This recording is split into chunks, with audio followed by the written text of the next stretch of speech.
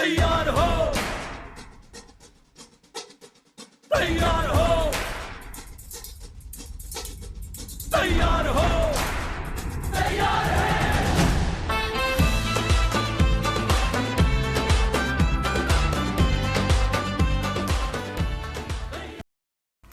अस्सलाम वालेकुम जी।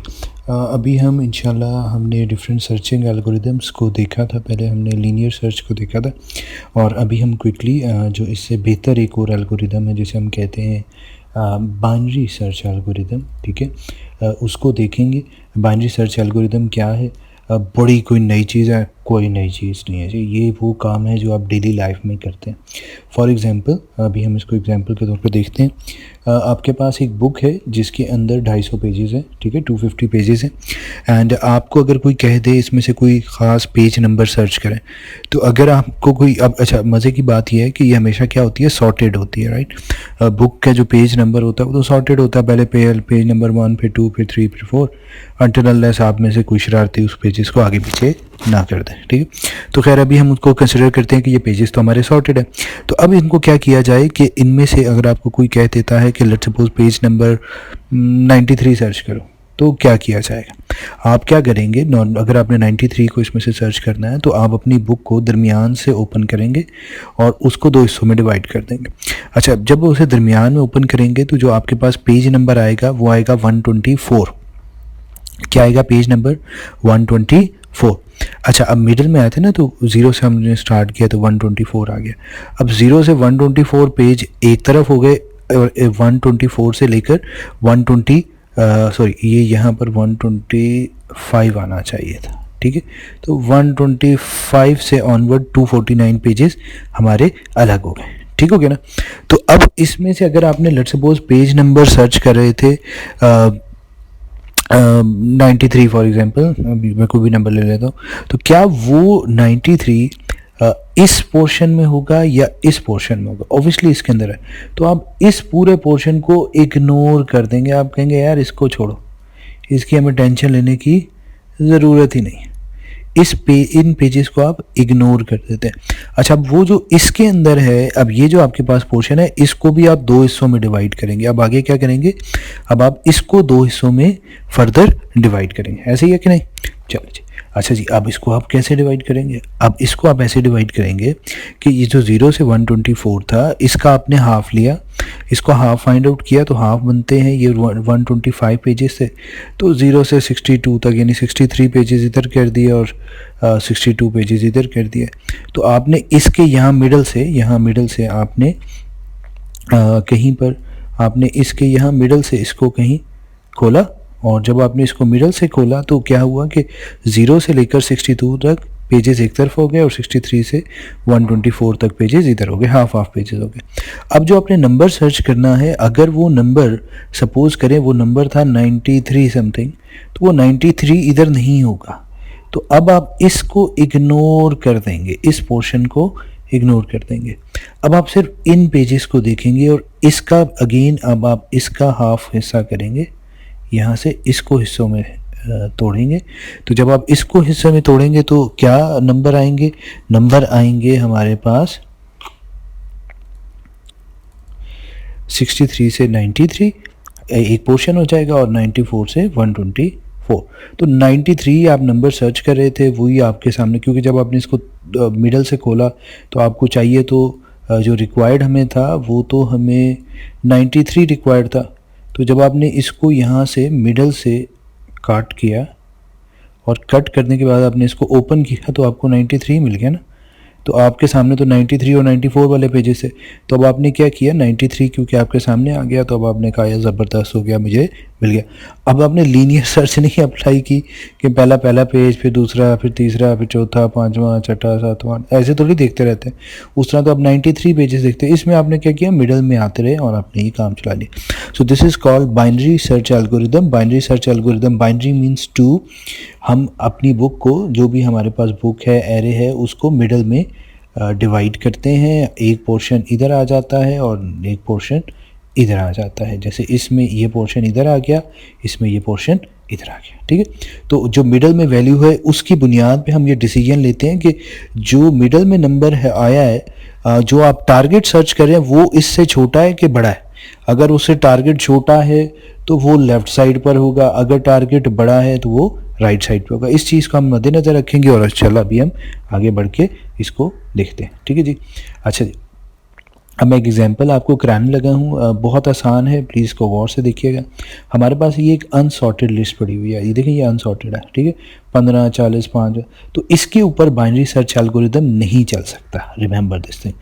अब अगर आपके पास एक सॉर्टेड लिस्ट है, जैसे ये सॉर्टेड लिस्ट है, ये ऊपर इंडेक्स आ रहे हैं, ठीक है, ये जो ऊपर चीज़ें हैं दीज आर कॉल्ड इंडेक्सेस हैं, और ये जो आपके पास आ रहे हैं ये ऑब्वियसली आप एज यू नो ये हमारे पास वैल्यूज़ हैं, ठीक है जी। इसका मद्देनज़र रखिएगा। अच्छा, अब सपोज़ करें मैंने सर्च करना है 45 और आपके सामने ये चीज़ यूँ है, ठीक है। अब आप सपोज़ करें आपको वैल्यूज़ अभी नहीं पता, सिर्फ एक बात पता है एंड दैट इज़ कि ये सॉर्टेड है, ठीक है। ये बात आपको पता है कि दैट दे आर सॉर्टेड। अब मैंने क्या किया, मैंने कहा जी जो आपके पास एलिमेंट्स हैं वो एलिमेंट्स कहाँ से कहाँ तक हैं। जो एलिमेंट्स हैं उनका स्टार्टिंग इंडेक्स 0 होगा और ending index is 9, keep this in mind, ठीक है जी। तो इन दोनों का जो मिडल पॉइंट होगा वो क्या होगा, इन दोनों का अगर मैं मिडल पॉइंट निकालूं तो वो कैसे निकालूंगा। एस की वैल्यू हमने जैसे यहाँ पे कंसिडर की 0 है और यहाँ पर ई की वैल्यू हमने कंसिडर कर ली 9 है, ठीक है, ई की वैल्यू 9 है। तो इसकी वजह से अगर आप इसको गौर से देखें तो अगर अब इसमें आप s plus E divided by 2 आपने ये फार्मूला इस्तेमाल किया, तो इस फार्मूले के मुताबिक आप क्या आंसर आएगा जी, एनीवन? 0 प्लस 9 अगर हम करें तो हमारे पास क्या आंसर आएगा? 9 divided by 2, 0 plus 9 divided by 2 is 4। अच्छा, इसमें मैं फ्लोर कर रहा हूँ, मैं सीलिंग नहीं कर रहा हूँ, यानी अगर 4.5 आएगा तो मैं इसे 4 कंसिडर करूँगा। तो जो इन दोनों का मिडल पॉइंट है दैट इज़ 4। तो अगर हम 4 को देखें तो 4, अब m की वैल्यू क्या है? 4। m क्या है? इंडेक्स है, e भी इंडेक्स है, s भी इंडेक्स है। हाँ, अगर मैं एरे ऑफ m यानी m तो 4 था, एरे ऑफ m की बात करूं तो ये वाली जगह ओपन हो जाती है और इस जगह पर क्या पड़ा हुआ है? 25। सो ये इंपॉर्टेंट बात है, m, e, s and e they are all index.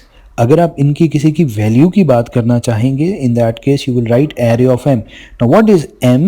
m क्या था? s plus e, s is 0, e is 9, 0 plus 9 divided by 2, क्या आंसर आया? 4। अगर मैं लिखूं एरे ऑफ m, तो इसका क्या मतलब होगा? जैसे मैंने लिखा है array of 4, and array of 4 क्या है हमारे पास? 25, ठीक है। ये इंपॉर्टेंट बात थी, ठीक है, ये बड़ी इंपॉर्टेंट बात है। अच्छा, अब अगर मैं आपसे ये पूछूं कि आप सर्च कर रहे थे 45, तो क्या 45 और एरे ऑफ m इक्वल हैं? ये 3 पॉसिबिलिटीज़ हो सकती हैं कि एरे ऑफ m उसी के इक्वल हो जो कि आप सर्च कर रहे थे। ये सपोज 45 सर्च कर रहे थे, तो एरे ऑफ m क्या 45 की इक्वल है? क्या 45 जो आपका टारगेट है 45 एरे ऑफ m से बड़ा है, 45 एरे ऑफ m से छोटा है? यानी जो टारगेट आपका होगा वो या यहाँ पे इसके इक्वल हो जाता, या वो टारगेट इधर कहीं होता, या टारगेट इधर कहीं होता। अगर टारगेट इधर है तो इसका क्या मतलब? If 45 is greater than array of m। अब इस केस में हमारे पास कंडीशन क्या है? हमारे पास जो नंबर हम सर्च कर रहे हैं वो क्या है? 45। So 45 is what? 45 is equal to 25, false. 45 is less greater than 25, yes, ये हमारे पास ये कंडीशन ट्रू होगी। इसका मतलब क्या है कि वो जो नंबर होगा वो नंबर मोस्ट प्रॉब्ली राइट इस जगह पर होगा, इधर नहीं होगा। Because why? बिकॉज हमने कहा यहाँ पे जितने नंबर्स पड़े हैं वो सॉर्टेड हैं। तो मुझे ये एरे ऑफ m तो पता चल गया 25 है, ये मिडल तो मिल गया, तो मिडल के राइट पर होगा, लेफ्ट पर होगा 45, ऑब्वियसली राइट साइड पर होगा, ठीक है। तो इस सूरत में मैं क्या करता हूँ कि इस चीज़ को मैं इग्नोर कर देता हूँ और अब मुझे क्या फाइंड आउट करना है, मैं इसको अपडेट कर देता हूँ। मैं कहता हूँ यार ये रेंज है, इस यानी इस रेंज से इस रेंज तक मैंने जाना है, और मैंने क्या s को कहाँ लेके आऊँ? m+1 पर। s को मैंने कह दिया m+1 पे चला जाए, क्योंकि ये राइट साइड पर है, ठीक है। जो टारगेट है वो एरे ऑफ m से बड़ा है, तो इसका मतलब है इधर होगा। तो उस सूरत में हमने करना क्या है? हमने कहा कि जो स्टार्टिंग पॉइंट था जो कि पहले 0 था, जो 0 था उसको अब मूव कर दो इधर, और ये कौन सी जगह है? m+1 जगह पे, ठीक है। तो s की वैल्यू जो क्या थी? एम की वैल्यू 4 थी, वो हमें पता है, अभी हमने कैलकुलेट की थी। तो एस की वैल्यू होगी m+1, तो एस की वैल्यू हो गई 5 और ई की वैल्यू हमने चेंज नहीं की। तो इसमें हमने क्या कहा, मैंने ये कहा कि अगर टारगेट एरे ऑफ एम से बड़ा है तो क्या करो, एस को एम से आगे यहाँ पे शिफ्ट कर दो, ठीक है। तो यहाँ पे हमने कैसे शिफ्ट किया, S is equal to m+1 से, ठीक है, ये इंडेक्स है, राइट, ओके। अब अगली दफ़ा, अब इस चीज़ को मद्देनज़र रखते हुए कि ये एस है और ये ई है, इन दोनों का मिडल पॉइंट निकालना है हमने। तो इन दोनों का मिडल पॉइंट क्या होगा, एस की वैल्यू 5 है, ई की वैल्यू 9 है, तो इसके मुताबिक अगर वही एल्गोरिदम हम इस्तेमाल करें मिडल वैल्यू निकालने वाला, S plus E divided by 2, जो भी किसी भी चीज़ का अगर आपने मिडल निकालना हो तो उन दोनों इंडेक्स को आप ऐड करते हैं और 2 पर डिवाइड कर देते हैं तो उसका मिडल पॉइंट मिल जाता है। तो s की वैल्यू क्या है 5, इसकी 9, तो 5 + 9 बिकम्स 14, 14 डिवाइड बाई 2 इज 7, तो मिडल हमारा कहाँ पर आ गया 7 पे। सो अब अगर मैं एरे ऑफ m लिखूँ, एरे ऑफ m तो हमारा 7 है, m क्या है 7, बट अगर मैं एरे ऑफ 7 लिखूँ, एरे ऑफ m लिखूँ या एरे ऑफ 7 लिखूँ तो वो मुझे पता चला 40 होता, ठीक है। अब इसमें अगेन यहाँ पर अब आप अगर आप एरे ऑफ m को एक्सेस करेंगे तो देर आर 3 पॉसिबिलिटीज़, राइट। अब वो पॉसिबिलिटीज़ क्या है, ये जो है ये 40, ये टारगेट के इक्वल हो, 40 क्या है एरे ऑफ m, 40 में एरे ऑफ m मीन्स 40 और अगर m लिखेंगे तो it means just 7, right. So array of 40 क्या, एरे ऑफ m क्या है 40, तो क्या 40 टारगेट के इक्वल है, नो। क्या 45 टारगेट से मतलब 45 टारगेट जो टारगेट है वो एरे ऑफ एम से बड़ा है, यस। ये कंडीशन, ये अगेन ये बात आ रही है, तो क्या जो टारगेट होगा, अगेन वही उसी तरह से हमारी दोबारा यही कंडीशन ट्रू हो रही है। तो अगर टारगेट जो है हमारा इस वाले से एरे ऑफ मिडल से बड़ा है तो क्या वो इधर हो सकता है, इधर नहीं हो सकता, वो अगर होगा तो इस जगह पर होगा, तो हमें इस चीज़ को अब छोड़ देना चाहिए, बल्कि इधर आ जाना चाहिए। तो एस को शिफ्ट करके हमें इधर ले आना चाहिए, ऐसी है कि नहीं। एस को, जो एस अभी हमारे पास है, एस को हमें चाहिए हम उठाकर इधर ले आए, ठीक है। तो इसके लिए हमें क्या करना होता है, अगेन वही काम करना पड़ेगा कि हम क्या करते हैं, हम इसको इग्नोर करेंगे और इसको यहाँ से मूव करके यहाँ पे कैसे लाएंगे, S is equal to m+1, middle से एक एलिमेंट आगे। तो वो क्या बन गया, m की वैल्यू 7 थी, 7 + 1 8, और e की वैल्यू तो अभी हमने नहीं चेंज की। अब रिमेंबर s कहाँ पर है, 8 पर, e में क्या पड़ा है 9, और इसको लेके अब हम आगे बढ़ेंगे। तो ये अब ये सारा एरिया अब हमने इग्नोर कर दिया। अब हमने दोबारा से s की वैल्यू 8 और e की वैल्यू 9 के हिसाब से मिडल दोबारा से निकाला। तो कैसे निकालते हैं, s + e डिवाइडेड बाई 2, यानी 8 + 9, 8 + 9 divided by 2, that becomes 17 divided by 2 means 8। तो जो m आया वो भी यही जगह पर आ गया है, ठीक है, m भी इसी जगह पर आ गया है। m की वैल्यू क्या 8। सो नाउ अब हम यहाँ देखते हैं कि यहाँ पर एरे ऑफ m पर क्या पड़ा हुआ है, एरे ऑफ m पे पड़ा है 45। तो जो हमने 3 चेक्स थे उसमें से चेक किया क्या टारगेट एरे ऑफ m के इक्वल है, यस इक्वल है। तो दिस मीन्स कि हमारा काम हमें मिल गया है। सो अभी हमने यहाँ पर अगर आप गौर से देखें तो हमने इसके अंदर सिर्फ 3 एलिमेंट्स को अभी चेक किया। एक दफ़ा हमने 25 को चेक किया, 40 को चेक किया और 45 को चेक किया, ठीक है ना। हमने क्या किया, पहले हमने हमारे पास सारे एलिमेंट्स थे, इनका हमने मिडल पॉइंट निकाला, एस और ई का जो भी मिडल पॉइंट आया था वो कैसे निकाला, एस + e डिवाइडेड बाई 2 ये आया, और एरे ऑफ m के ऊपर हमारे पास वैल्यू आ गई। इसको हमने कंपैरिजन किया, क्या ये टारगेट के इक्वल है, नहीं है। क्या टारगेट इससे बड़ा है, यस बड़ा है, तो हमने कहा इधर जाना है। तो उस सूरत में हमने क्या किया है, हमने कहा s is equal to middle +1, यानी हमने s को चेंज कर दिया कि इस रेंज में अब हमने सर्च करना है। पहले तो हम यहाँ से लेके यहाँ तक सर्च कर रहे थे, अब यहाँ से यहाँ तक इनमें से सर्च करना है। अब हमने अगेन इन दोनों का मिडल फाइंड आउट किया, वो क्या है, s + e डिवाइडेड बाई 2, बड़ा बहुत मुश्किल काम करें। फिर जो वैल्यू है उसको कंपेयर करते हैं कि वो टारगेट के इक्वल है, उससे छोटी है कि उससे बड़ी है। तो क्योंकि टारगेट अगेन बड़ा है तो फिर हमने यही किया कि इस चीज़ को इग्नोर करने के लिए s को हमने m+1 कर दिया। जब भी यानी टारगेट जो टारगेट है वो m एरे ऑफ m से बड़ा है तो हम s को बदल रहे हैं, जो स्टार्टिंग रेंज है उसको बदल रहे हैं क्योंकि वो राइट साइड पर है, ठीक है जी, ओके। अच्छा जी, अब हम एक और काम करते हैं, अब हम इसमें से 10 को सर्च करने की कोशिश करते हैं, ठीक है। एस की वैल्यू वही 0 है, ई की वैल्यू 9 है, वही हमारा एल्गोरिदम है। इन दोनों का मिडल फाइंड आउट करना है और मिडल कैसे निकालते हैं, 0 + 9 डिवाइडेड बाय 2, तो वो हमारे पास क्या आ जाता है 4। वो अगेन वही बात है 45। Again array of M means 25, ठीक है। एरे ऑफ एम मीन्स 25 और 25 का अब अगेन अगर आप, लेकिन अब आपका टारगेट जो है वो क्या है 10, तो 10 इज इक्वल टू 25। एक ये पॉसिबिलिटी हो सकती है 10 is greater than 25, 10 is less then 25, ये 3 पॉसिबिलिटीज थी। तो पहली वाली बात तो खत्म होगी ना कि 10 इक्वल टू 25, ये तो बात नहीं हुई। तो अब जो 10 होगा वो इधर होगा कि इधर होगा, सवाल ये है 10 इधर है कि इधर है। तो अब ऑब्वियसली हमने ये कहा है कि ये सॉर्टेड लिस्ट है, तो 10 क्योंकि 25 से छोटा है तो ऑब्वियसली इधर होगा।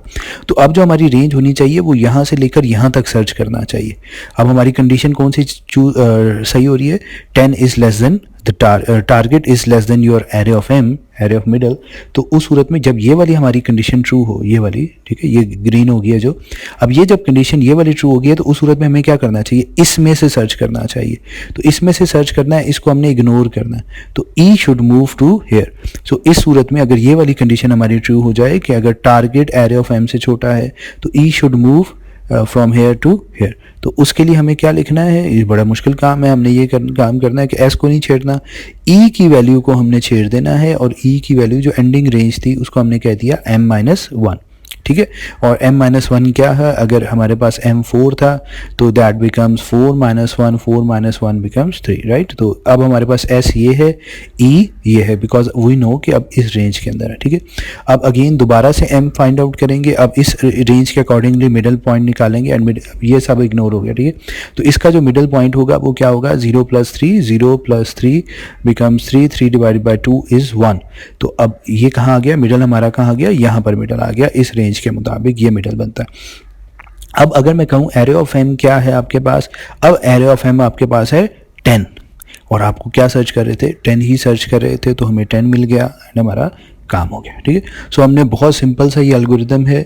अगर आप देखें तो अगर चीज़ें इस जगह इस साइड पर हैं तो हम ई को शिफ्ट कर देते हैं, अगर इस तरफ को हैं तो हम एस को शिफ्ट कर देते हैं ना, क्योंकि ये रेंज है, ठीक है। ये रेंज थी हमारे पास, ये रेंज थी, जो टारगेट है वो अगर इस तरफ को मिलता है, छोटा है, तो हम ई को इधर शिफ्ट करते हैं, ई को इधर शिफ्ट कर रहे हैं, ठीक है। सो अभी हम इस एल्गोरिदम को जल्दी से देखते हैं।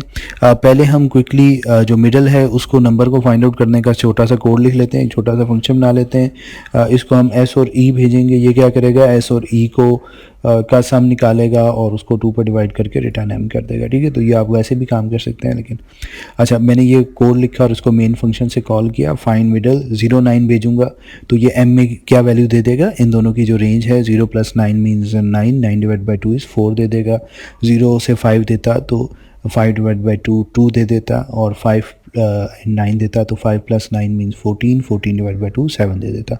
सो ये मिडल का फंक्शन हम ऐसे कॉल कर सकते हैं, ये जस्ट एग्जांपल के तौर पे ताकि आगे हम इस सुकून से इस्तेमाल कर सकें। अब ये हमारे पास एक एरे है, जो कि एरे हमारे पास सॉर्टेड एरे पड़ी हुई है, 10 एलिमेंट्स हैं, ठीक है जी।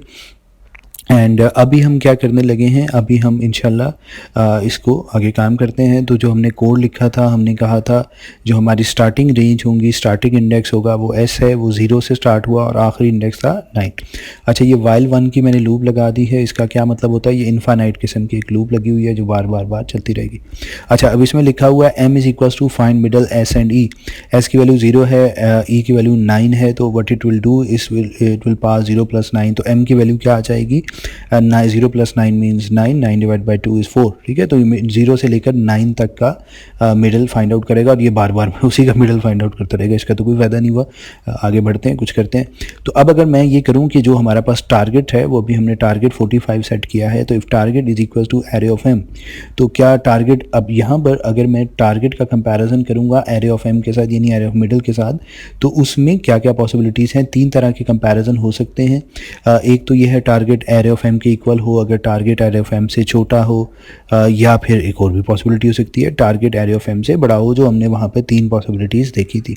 अच्छा इसमें जो सबसे इजी पॉसिबिलिटी है जो कि बहुत आसानी से, जिसका हमें कोई टेंशन ही नहीं है, वो ये है कि अगर तो टारगेट एरे ऑफ एम के इक्वल है, ठीक है, जो आप लेट्स सपोज मिडल आपने निकाला था और मिडल आपके पास 25 आ गया था, तो फिर तो हमारी टेंशन ही नहीं ना थी कि अगर हमने एस और एम था, एस और एम का हमने मिडल निकाला, यहाँ पे मिडल आया 4 और टारगेट हमारा 25 होता फॉर एग्जांपल, और यहाँ पे कंडीशन क्या बन जाती 25 इज इक्वल्स टू, उस सूरत में अगर लेट्स सपोज मैं कह रहा हूँ कि यहाँ पे हमारे पास होता 25 रिक्वायर्ड होता, तो टारगेट क्या होता 25, तो एरे ऑफ एम भी आ जाता 25, तो बस फिर तो हमने पोजीशन एक वेरिएबल रखा हुआ और इस पोजीशन के अंदर हम क्या डाल देते 4, राइट, और हम रिटर्न कर देते, ब्रेक कर देते। अच्छा, लूप से बाहर आना हो तो उसके लिए एक इन्फाइनाइट जब लूप चल रही होती है और आपने मजीद आगे लूप ना चलानी हो तो उसके लिए एक स्टेटमेंट होती है ब्रेक की, जिससे हम लूप से बाहर आ जाते हैं। ओके, अच्छा, अब ये तो काम हो गया।